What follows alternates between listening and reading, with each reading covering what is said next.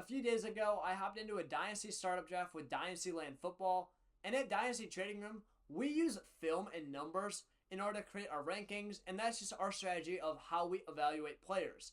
We're going to be taking that strategy into action and explaining what our strategy was for the startup, and just talking about the players that we drafted, how it went, and why we think you guys should be owning these players as well. At the 111, with it being a Superflex format, we took Drake May as the cornerstone of our franchise.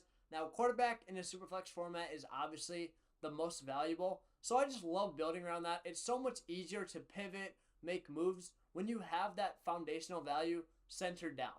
I don't want to miss, and I don't think May is a guy that, even if he isn't that Josh Allen type ceiling, is ever going to be a terrible investment. And he's our quarterback 7 for that reason. He's very physically gifted at 6'4", 230 pounds, has a rocket arm, he throws with anticipation, and he's also extremely mobile, provides rushing upside with 421 rushing yards in 13 games. Also had a PFF rushing grade of 82.9, which was 9th in the NFL. He makes explosive chunk plays, 80 big time throws in college, and had 14 year one. So he can push the ball down the field. He can make splash plays, which is great for fantasy football. The knocks and reasons why you might be a little scared about May and why I wouldn't draft him any higher than this is he puts the ball in harm's way a bit too often. 10 interceptions, 16 turnover-worthy plays in year one, and he held the ball too long for my liking. I mean, 2.82 seconds, 26 in the NFL. That was a worry coming out of UNC, and now it's showing up a bit more in the NFL, so I don't love to see that, but nonetheless, May is a guy that I love building around. Nice first overall pick. On the way back around, we took a wide receiver. Wide receivers, I just love grabbing them because so safe. Unlike a running back, they are not going to have their job replaced very easily by an incoming rookie. They have a longer career span, and it's just another player that you can build around. Puka Nacua, I think everyone agrees, is a fantastic player. I shouldn't really need to talk too much about him as a prospect or how he wins. I mean, he's our wide receiver 6, has proven himself to be an elite yak threat, a great route runner, finds open space, works well on the short and intermediate part of the field. Really, the questions you have about Nacua are not so much about his game, but about his situation. Matthew Stafford. He's getting up there. The chemistry they have is great, but what's going to happen once he leaves? He's not a very good red zone threat, so less touchdowns. I don't know if he can be that Jamar Chase type player who had 17 touchdowns this year. So maybe limited to become the wide receiver 1 overall, which we have to nitpick when we're taking a guy this high. Obviously doesn't really get used deep down the field, so less explosive plays. I think going back into that kind of whole motto around how high can he really go. But I mean, this is a guy that's still super young, only entering his third year, and he's already produced 17 and 18 points per game. I mean, there's not really much else to say with Puka Nacua except maybe what's going to happen. Cooper Kupp's on the way out. Matthew Stafford's on the way out. Could he get put into a terrible situation as the Rams start to rebuild? At the 311, we are going to take our first rookie and one of my favorite players, Tetairoa McMillan. Now, a lot of people have Aston Genty. He's already gone at this point, but McMillan is my 101, so of course I'm going to take him at a value from my perspective. He's 21 years old, was a junior declared for the NFL draft, broke as a sophomore with 90 receptions, over 1,400 yards, 10 touchdowns, and I mean, his upside can just be broken down into his size, 6'5", 212 pounds, and what he does with that is puts a ridiculous catch radius on display. He reminds me of a Drake London and Mike Evans, except, I mean, you're getting him as a rookie. Of course, he hasn't proven that yet, but man, he is so good, and I think he could be even better than both of them. I really think he has a Randy Moss-esque type ceiling because he's that guy that can win a jump ball and can also burn you with his yak ability. It just looks like a cheat code when you watch him play because he's so big, he's 6'5", but he moves so well, so fluidly. The questions I have about McMillan are, he does struggle to beat press at times. Don't love to see that, being a bigger receiver against college quarterbacks, cornerbacks, and he also rounds his route. I think that's the less concerning part because he's never really going to win with Puka Nacua level route running with elite sharp cuts, but still worth mentioning nonetheless. At the 402, we are going to have Michael Penix, 24-year-old quarterback, and for FTR, he's our quarterback 7, so quarterback 17. So mid quarterback 2, I don't think that he has quarterback 1 upside because of his rushing upside or lack of rushing upside, but he's a guy that is a gunslinger. He'll throw the ball down the field. I mean, great draft capital, former 8th overall pick, small sample size, but PFF passing grade of 87.6. He drives the ball down the field with a 10.6 ADOT, which was 5th in the NFL. Had 10 big-time throws in 5 games, and compare that to May, you see how impressive that is. Very smart football player, fantastic deep ball, and plus arm talent. All great things you love to see for fantasy football. He might not put up, 20, 30 points on a regular basis like a Jaden Daniels could, but he's definitely still going to have his spike weeks, as we've kind of already seen, because he'll push the ball down the field and he'll make big splash plays. It's worth mentioning that he has an injury history, which is just so long, dating back to college. He had 2 turnover-worthy plays in 5 games, so not bad, but not great either. You want to monitor that. As a rookie, though, I do expect that to get a lot better. Holds on to the ball a bit too long still, not as bad as May. 2.66 average time to throw. The main concern is rushing upside. He can only go so high. I think he will be a great quarterback too, but that's not going to give you the ability to hit on a Jaden Daniels type player. However, at the 402, I'm okay with that. Hopping into the 5th round, we are going to take our next rookie in Luther Burden. Now, I got a little bit of flack for putting McMillan over Burden a while ago. Most people have warmed up to that now, and I think the difference between the two is a tier, but I think Burden is still so good. 21-year-old junior declare. He's our rookie 103 in Superflex rookie draft. Wide receiver 2, obviously, and a big drop off in 2024. But go back to 2023, and you'll see how good he was. 2024, there's only so much he can do. He was being very misutilized. Brady Cook was terrible. The Mizzou Tigers were terrible. Should have transferred out, didn't, try to be loyal, got burned for it. But I'm not going to knock him that bad because as a sophomore, we saw him put up 86 receptions, 1,200 yards, and 9 touchdowns. The size is good. It's just not Tet McMillan. It's not elite. It's not anything out of this world. 5'11", 208. He creates separation well, has fantastic hands, great yak ability, and good route running. The issues are he's a good slot receiver. He's very good at that. He plays in the slot, and he's good at that. That's probably how he's going to win in the NFL. But the speed is good, not great. And I have some questions about, will that yak ability translate, as well? Will he be utilized as a gadget guy in the NFL? Because I just don't know how Burden is going to be with that speed. It's good, but it limits him to the slot already, which I'm fine taking that shot in the late 5th round. But I do think that it is not going to be an Amon-Ra type round player with Burden. You're not going to get that elite ceiling. I think it does weigh him down a little bit because he struggled to win against press. So he'll probably be an exclusive slot receiver in the NFL. And you just never necessarily want a player that is going to be gridlocked in there because it can limit their upside. At the 602, we are taking our first running back in Kenneth Walker. I just feel like this is a good value because he's still a running back 1 for FTR. 24 years old, our running back 9. And I don't love building on running backs. In fact, I like to punt the position.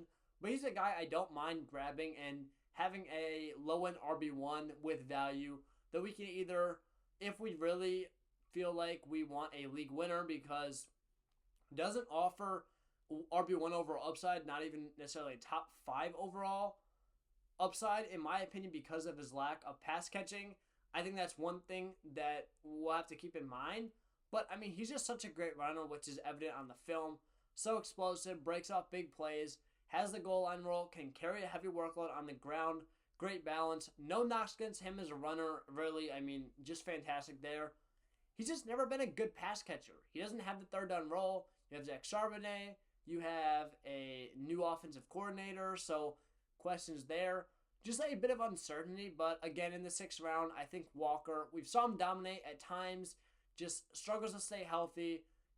I think that he has the chance to increase in value because a lot of people like Kenneth Walker as a player. A lot of people really like the upside if he can just get a bit of a bigger role, as a pass catcher, if he can get on the Seahawks offense, they take a step up, and he gets elevated being the main runner on that team, scoring a lot of touchdowns. I think he could have a really good season. I think he could bump up his dynasty value quite a bit. I'll kind of run by these next few guys because they are older players. We already know what they bring to the table. But TJ Hockenson, the FTR tight end 3, and I went back to watch his 2024 tape because he's coming off that injury. A lot of questions about, can he be that guy? Can he get back to it? And the answer for me is yes. Still amazing in play actions. Sells his route super well. Creates space. PFF receiving grade is 78.4 2024. But it was 82.4 in 2023.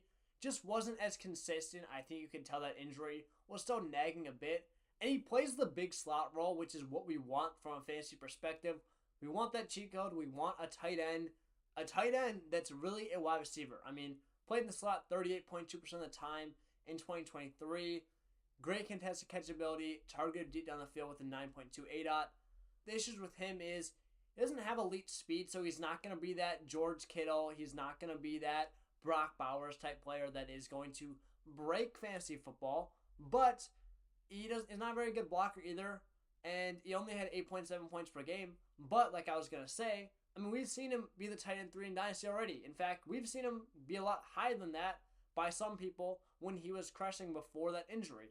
Brock Bowers, I don't see him taking over that role anytime soon as a tight end 1, but tight end 2 over McBride, that's possible. Tight end 3 is where I would put him because I just love taking a shot here. The difference between the top tight ends and the low tight end 1s is so huge. We've seen Hockenson go into that top range that I'm willing to take a shot and get a guy that could differentiate my fantasy team from winning a championship and being basically nothing. 802, we have Mike Evans, 31 years old, our wide receiver 31. On film, still look great. Great PFF receiving grade, 88.1. Elite outside receiver, targeted deep down the field with an elite 8 out of 12.5. The issue with him is 31 years old, uncertain offensive coordinator, and that's really it. It's situation. I just feel like fading Mike Evans is putting you in a situation to where we were fading Derrick Henry because, okay, the analytics say that he's probably not going to, produce, and he does produce year after year. But we don't see it on film. We just trust this kind of thing that says, okay, he should fall off. And while I'm not saying that's bad, I'm not saying to completely ignore that, and that's why he's in the 8th round, right? But, I mean, I think this could be a contending team, so I'm going to take a guy that can score points at an elite level, and I'm not seeing the signs of him only declining. I think he could stay his production level. That's what the film tells me. And if I can get that kind of elite wide receiver 1 for my team in the 8th round, that's how you win Dynasty Leagues. Grabbing a few more rookies at the 9-11 and the 10-02 that I love. 9-11, we are going to grab our RB2, Cam Scaboo, 22 years old, our RB6 in the class, and 15th overall in my Superflex ranking. So, big fan of Scaboo, and it's just so up in the air with what these running backs are going to be, right? You don't know if these veterans are going to get replaced, so why not take a shot on a rookie running back that is going to hold value? He's not going to go down too much even if he gets a bad landing spot. These veterans will if they get... If someone drafts Cam Scaboo, let's say, for example, the Chicago Bears drafted Scaboo, DeAndre Swift will get a huge value downgrade, right? Let's say Scaboo went to a team like the Bills. They already have James Cook. This is a Kenneth Walker situation of them getting Charbonnet. He's not going to drastically go... People will still convince themselves that Scaboo has upside because of the type of talent he is.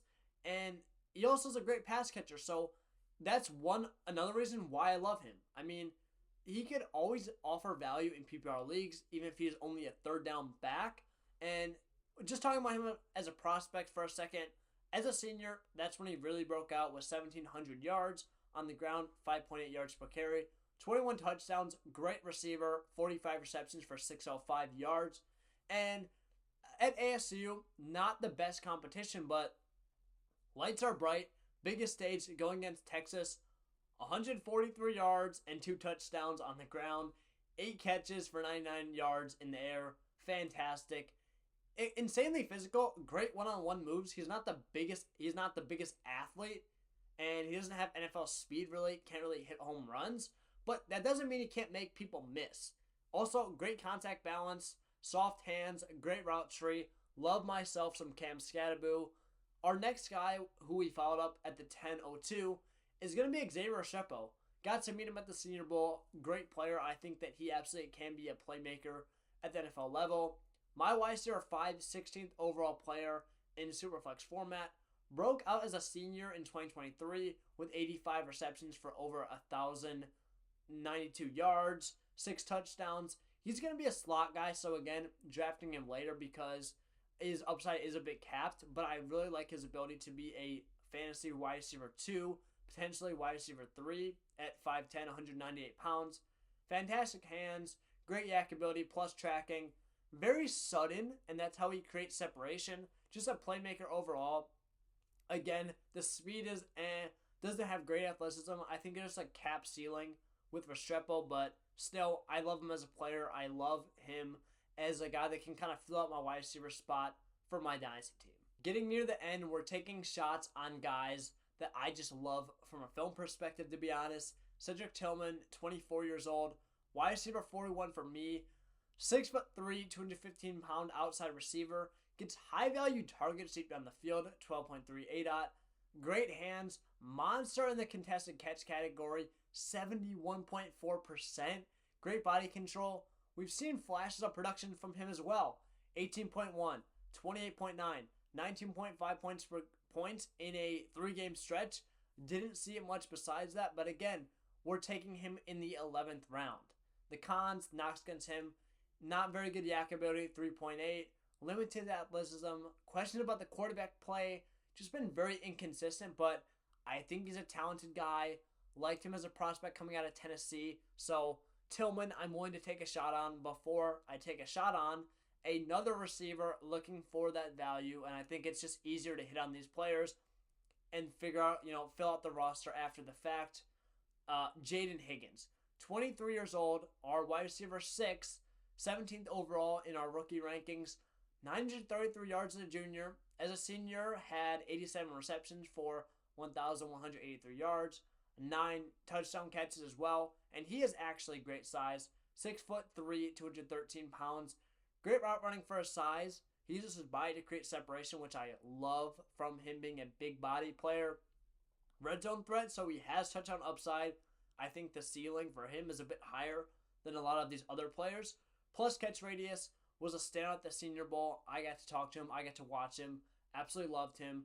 Able to get open in the middle of the field. Showed very good route running skills and agility for his size.